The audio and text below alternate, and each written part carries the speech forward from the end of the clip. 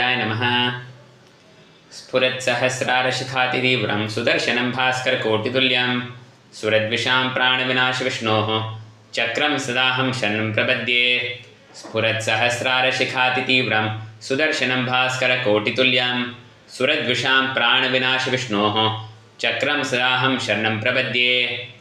विष्णोर्मुखोत्थानिलपूरितस्य यस्य ध्वनिः दानवदर्पहन्ता तं पाञ्चजन्यं शशिकोटिशुभ्रं शङ्खं सदाहं शरणं प्रपद्ये। विष्णोर्मुखोत्थानिलपूरितस्य यस्य ध्वनिः दानवदर्पहन्ता तं पाञ्चजन्यं शशिकोटिशुभ्रं शङ्खं सदाहं शरणं प्रपद्ये। हिरण्मयीं मेरुसमानसारां कौमोदकीं दैत्यकुलैकहन्त्रीं वैकुण्ठवामाग्रकराभिमृष्टां गदां सदाहं शरणं प्रपद्ये। हिरण्मयीं मेरुसमानसारां कौमोदकीं दैत्यकुलैकहन्त्रीं वैकुण्ठवामाग्रकराभिमृष्टां गदां सदाहं शरणं प्रपद्ये।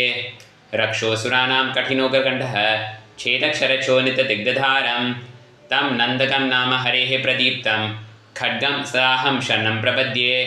रक्षोऽसुराणां कठिनोग्रकण्ठः छेदक्षरचोनितदिग्धधारं तं नन्दकं नाम हरेः प्रदीप्तं खड्गं सदा अहं शरणं प्रपद्ये।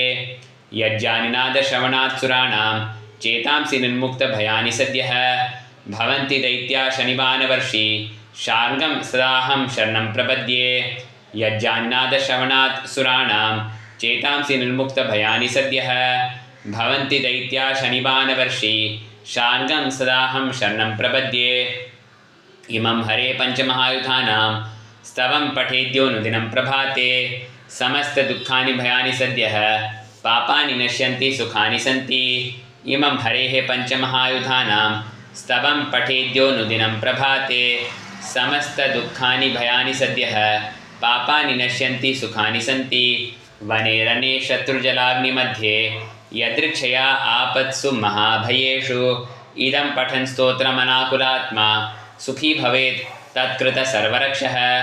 वने रणे शत्रुजलाग्निमध्ये यदृच्छया आपत्सु महाभयेषु इदं पठन् स्तोत्रमनाकुलात्मा सुखी भवेत् तत्कृतसर्वरक्षः।